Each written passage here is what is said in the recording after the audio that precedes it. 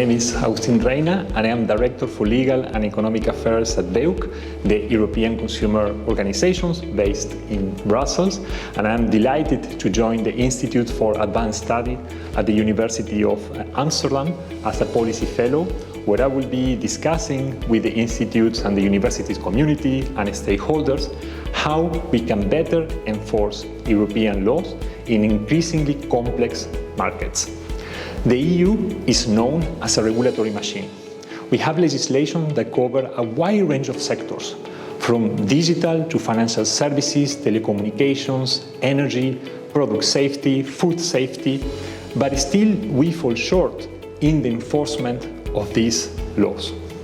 Therefore, I think it's really important that we have a conversation about how to optimize the implementation and enforcement of EU laws in order to better serve consumers and citizens ultimately in the EU.